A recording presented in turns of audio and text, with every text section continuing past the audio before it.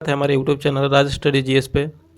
दोस्तों, इस वीडियो में हम जीके जीएस के कुछ इंपॉर्टेंट क्वेश्चंस देखेंगे जो कि आने वाले एग्जाम जैसे कि SSC GD, group D, RPF constable तथा बिहार पुलिस और बिहार एसआई के लिए काफ़ी महत्वपूर्ण है। तो चलिए शुरुआत करते हैं पहले प्रश्न से। पहला प्रश्न है कि कशेरुक जंतु के शरीर का सर्वाधिक कठोर भाग होता है। तो इसका ऑप्शन है कैरोटीन, हड्डी, इनामिल, खोपड़ी। तो इसका सही उत्तर हो जाएगा इनेमिल। इनेमिल जो होता है शरीर का सबसे कठोर भाग होता है, सबसे कठोर भाग होता है। हड्डी, हड्डी का अध्ययन को ऑस्टियोलॉजी कहा जाता है। हड्डी के अध्ययन को ऑस्टियोलॉजी कहा जाता है और मनुष्य के शरीर में 206 हड्डियाँ पाई जाती है। नेक्स्ट है कि एक वृक्ष की आयु का पता किसके द्वारा लगाया जा सकता है। तो इसका ऑप्शन है कि इसकी ऊंचाई मापकर, वार्षिक बलयों की गिनती करके, शाखाओं की संख्या गिनकर आयु मापने का कोई तरीका नहीं है। तो इसका सही उत्तर है वार्षिक बलयों की गिनती करके। हम किसी भी वृक्ष के आयु का पता उसके वार्षिक बलयों की गिनती करके कर सकते हैं। नेक्स्ट है कि लोकसभा की अधिकतम सदस्य संख्या कितनी हो सकती है। तो इसका ऑप्शन है 543, 545, 547, 552। तो इसका सही आंसर है 552। लोकसभा की अधिकतम संख्या 552 होता है। और लोकसभा के जो प्रथम अध्यक्ष थे गणेश वासुदेव मावलंकर थे। गणेश वासुदेव मावलंकर वर्तमान में लोकसभा के अध्यक्ष ओम बिड़ला हैं। वर्तमान में लोकसभा के अध्यक्ष ओम बिड़ला हैं। नेक्स्ट देखते हैं कि हिस्टोलॉजी शब्द का प्रयोग सबसे पहले किसने किया। तो इसका ऑप्शन है कि mayor, Schleiden, Robert Hooke, Memon. तो इसका सही उत्तर है मेयर। हिस्टोलॉजी शब्द का प्रयोग सबसे पहले मेयर के द्वारा किया गया। हिस्टोलॉजी जो है उत्तक विज्ञान को कहा जाता है। हिस्टोलॉजी जो है उत्तक विज्ञान को कहा जाता है। स्लाइडेन एंड स्वान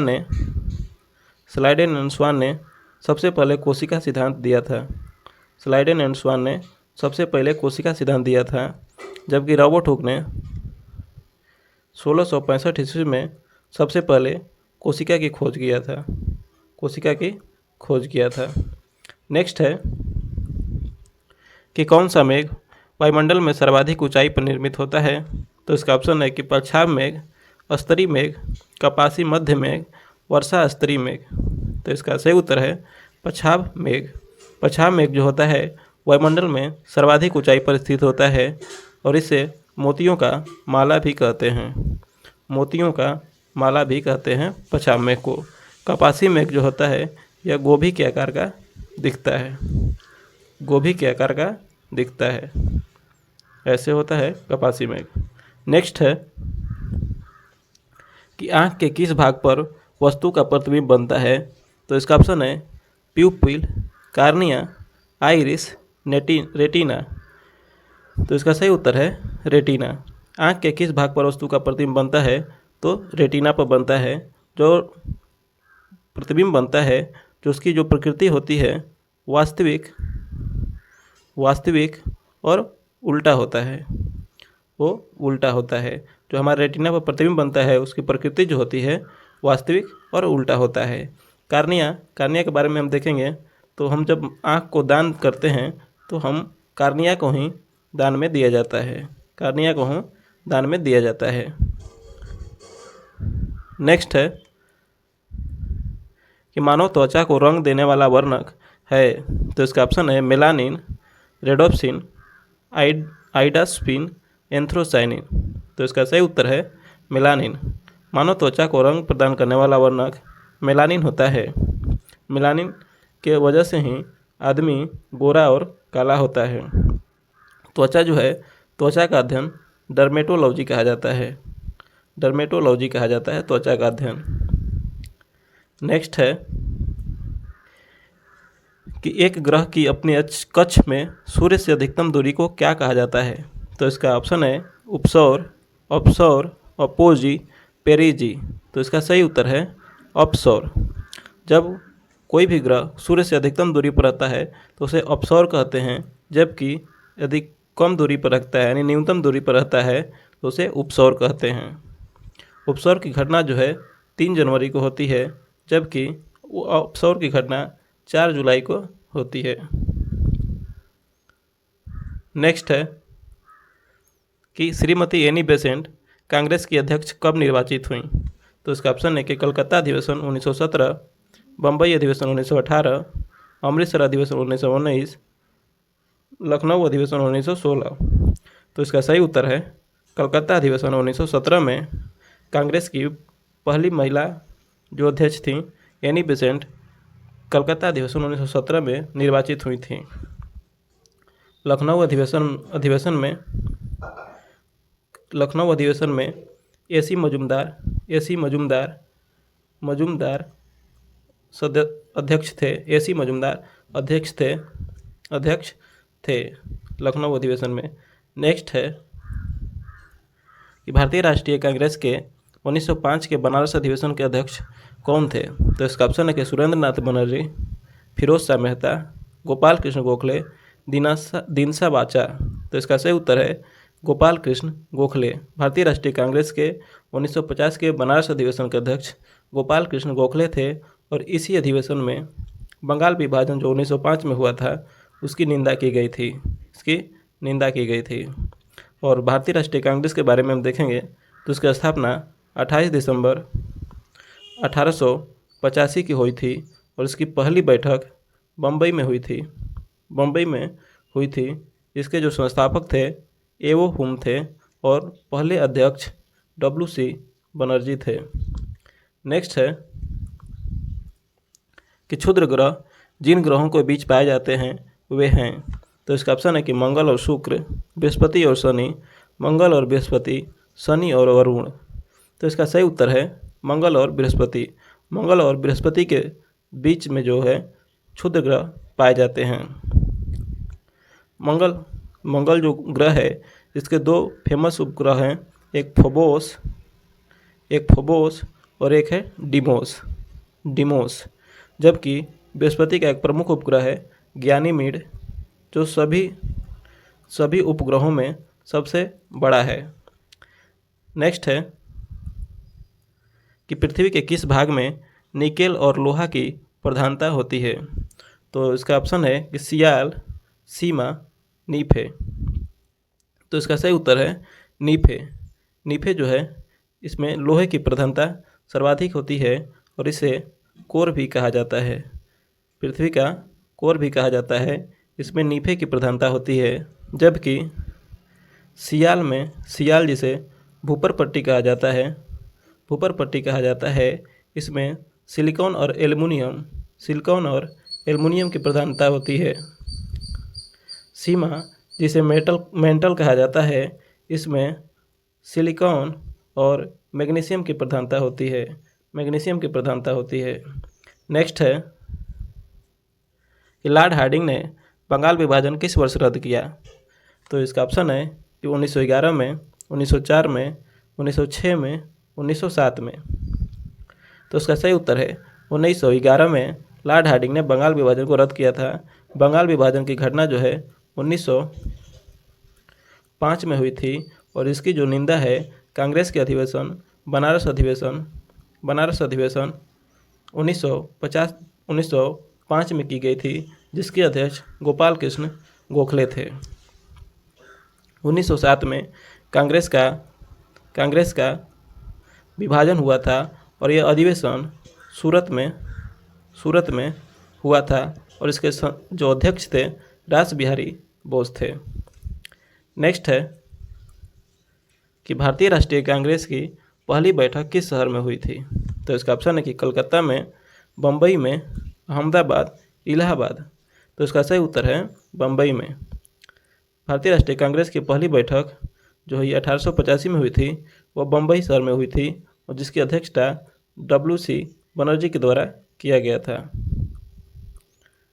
नेक्स्ट है कि यामिनी कृष्णमूर्ति का संबंध किस शास्त्रीय नृत्य से है?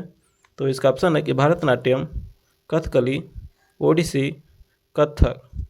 तो इसका सही उत्तर है ओडिसी। यामिनी कृष्णमूर्ति ओडिसी शास्त्रीय नृत्य से संबंध रखती हैं। जो भरतनाट्यम है यह तमिलनाडु का शास्त्रीय नृत्य है। कथकली जो है केरल का लोक नृत्य है। ओडिसी ओडिशा का लोक नृत्य है। जबकि कथक जो है उत्तर भारत का लोक नृत्य है।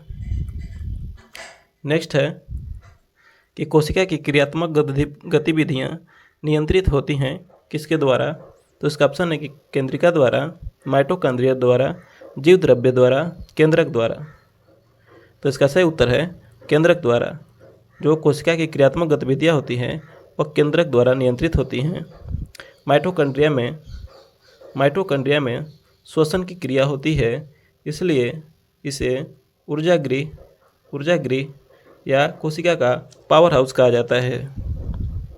जीवद्रव्य की खोज पुरकिंजे के द्वारा किया गया था। जीवद्रव्य की खोज पुरकिंजे के द्वारा किया गया था और जीवद्रव्य के बारे में हक्सले ने बताया था कि जीवद्रव्य जीवन का भौतिक आधार है। तो इसको किसने बताया था? तो हक्सले ने बताया था। नेक्स्ट है कि संविधान निर्माताओं ने किस पर विशेष ध्यान दिया था? तो इसका ऑप्शन है कि प्रस्तावना पर, मूल कर्तव्य पर, मौलिक अधिकार पर, नीति निर्देशक तत्व पर। तो इसका सही उत्तर है प्रस्तावना पर। संविधान निर्माताओं ने विशेष ध्यान प्रस्तावना पर दिए थे और प्रस्तावना जो है अमेरिका से लिया गया है, जबकि प्रस्तावना की भाषा जो है ऑस्ट्रेलिया से लिया गया है। मूल कर्तव्य रसिया से यानी रूस से लिया गया है। मौलिक अधिकार यूएसए यानी अमेरिका से लिया गया है, जबकि नीति निर्देशक तत्व आयरलैंड के संविधान से लिया गया है। तो सभी इम्पोर्टेंट पॉइंट है, इसको भी आप याद कर लें। नेक्स्ट है कि मुगल कालीन शासकों में किस शासक का काल को चित्रकारी का स्वर्ण काल कहा जाता है? तो इसका ऑप्शन है कि अकबर, जहांगीर, शाहजहां, औरंगजेब। तो इसका सही उत्तर है जहांगीर के शासनकाल को चित्रकारी का स्वर्ण काल कहा जाता है। नेक्स्ट है कि वंशागति के अध्ययन से संबंधित जीव विज्ञान की शाखा है। तो इसका ऑप्शन है कि कोशिका विज्ञान, बुद्ध विकास, आनुवांशिकी, शारीरिक। तो इसका सही उत्तर है आनुवांशिकी।